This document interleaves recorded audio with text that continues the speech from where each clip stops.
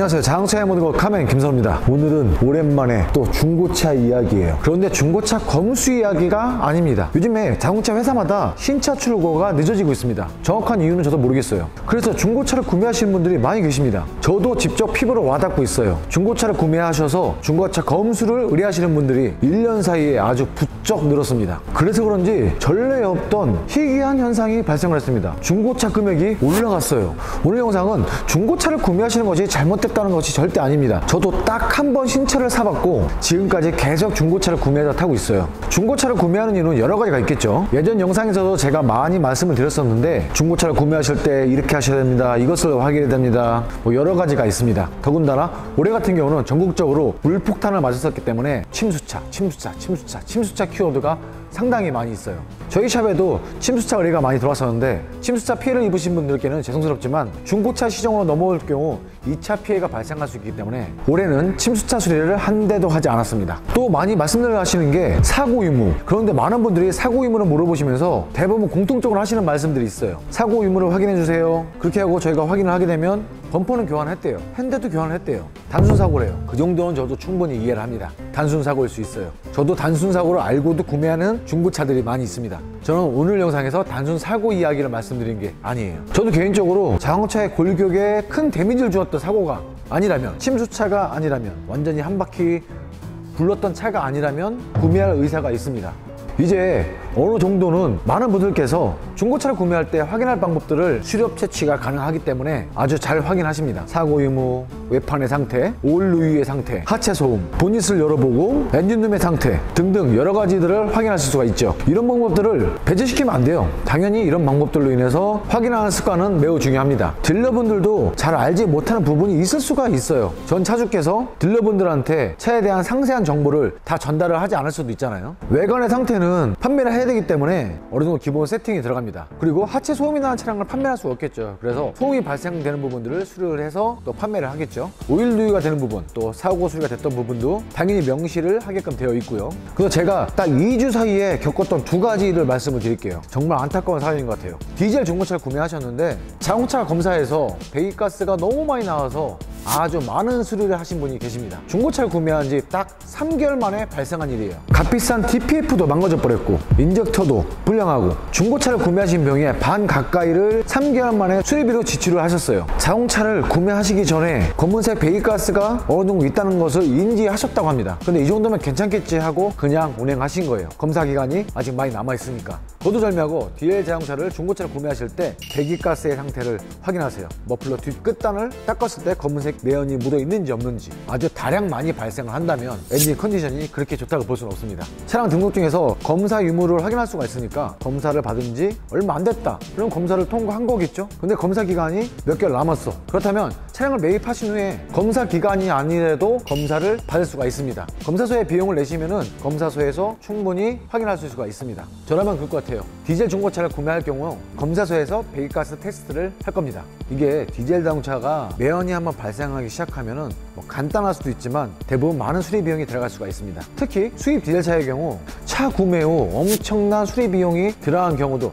아주 많이 봤습니다. 엔진의 상태를 중고차 판매자들께서 확실하게 알 수 있는 방법은 거의 없거든요. 그리고 두 번째 가슴 아픈 사연은 지난주 이야기입니다. 지난주에 고객님께서 방문하셨습니다. 이분도 중고차를 구매하신 지 대략 5개월 정도 됐다고 하시네요. 어쩌면 오늘 이야기의 정말 핵심 포인트는 바로 이 이야기입니다. 고객님께서 차량을 구매하실 때 신호대기일 때 미세 부조가 분명히 있었다고 인지를 하셨다고 말씀하셨습니다. 그래도 오래된 차다 보니까 부조를 하겠지? 그런데 또 부조를 하다가 또 사라져. 그리고 중고차를 구매하시고 일주일 정도 뒤에 가까운 정비업소에서 방문하셨는데 스캔을 사용해서 점검을 했을 때 몇몇 가지의 고장 코드가 발생했다고 합니다. 그래도 그냥 초기화 시키고 그냥 타야지. 그렇게 운행을 하시다가 엔진이 터지고 말았습니다. 그 엔진이 바로 저 엔진이에요. 따다다닥 소리와 함께 엔진이 퍼져버렸어요. 엔진을 사용할 수가 없어요. 엔진을 교환을 해야 돼요. 개인 직거래를 하면 그 부분을 빨리 판매자에게 말씀을 드리고 문제 제기를 할 수가 있겠죠. 또 딜러분께 차량을 구매했다면 자동차 딜러사에서는 일정 부분 수리를 할 수 있는 보험이 들어져 있기 때문에 문제가 발생한 부분을 인지를 시켜드리고 추후에 문제가 발생할 경우 이 수리에 도움을 또 받을 수가 있겠죠. 그런데 그런 부분을 다 배제하고 무시하시고 그냥 무시하시고 운행을 하시다가 엔진이 퍼져버렸어요. 아무런 보상을 받을 수 없는 상황이 발생을 했습니다.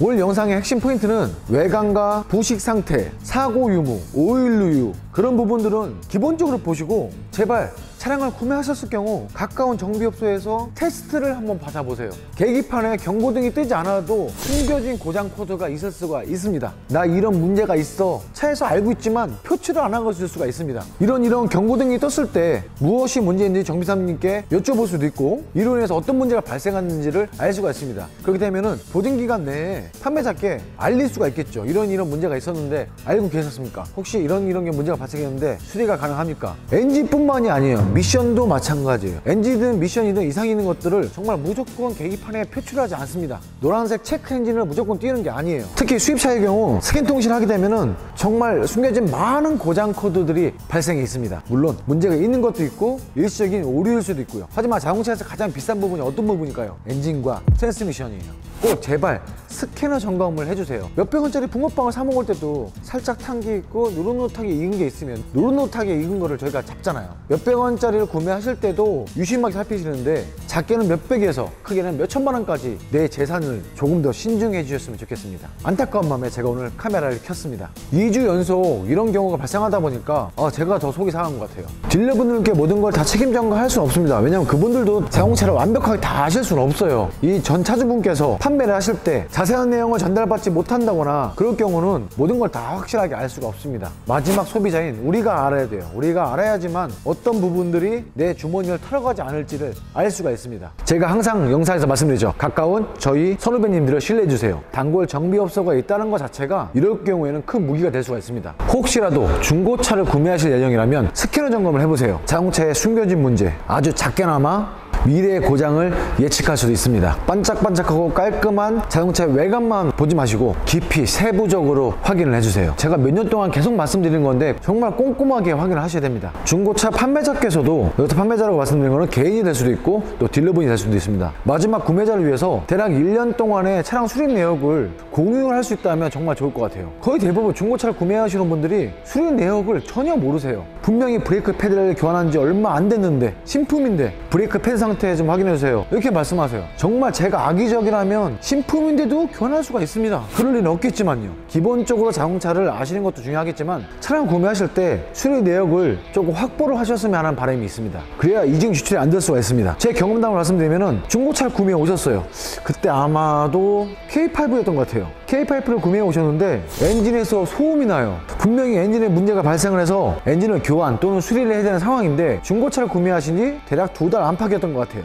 근데 아무리 봐도 얘는 분명히 엔진을 교환한 거야. 못해도 4, 5개월 사이에 분명히 엔진을 교환한 차량이야. 이거는 100% 교환한 거야. 이거는 정비사는 알거든요. 근데 고객님께 여쭤봤죠. 엔진 교환하신 적 있는데요? 모르신대요. 중고차를 구매해서 개인 직거래를 구매를 하셨더라고요. 그때 당시 연락처를 찾아보니까 휴대폰 번호가 바뀌었고 또 연락처를 찾을 수도 없고 그런 상황이 있었습니다. 엔진을 교환했다는 말씀을 못 들으셨다고 하시더라고요. 물론 기억을 못 하실 수도 있겠죠. 제가 봤을 때는 분명히 엔진 교환을 하신 후에 그 엔진 쪽에 문제가 발생해서 AS를 충분히 받을 수 있는 상황인데도 AS를 받지 못하시고 그대로 또 엔진 수리를 하셨다고 합니다.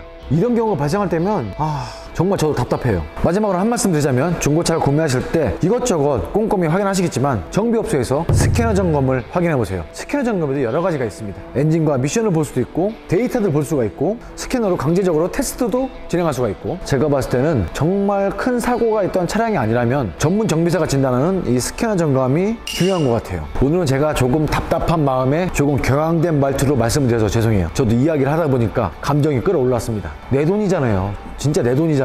10,000원, 20,000원 벌기가 얼마나 어렵습니까? 그래서 더 꼼꼼하게 신중하셔야 된다는 말씀을 드리고 싶었어요. 이렇게 해서 오늘의 이야기를 마무리하겠습니다. 항상 좋은 일만 가득하세요.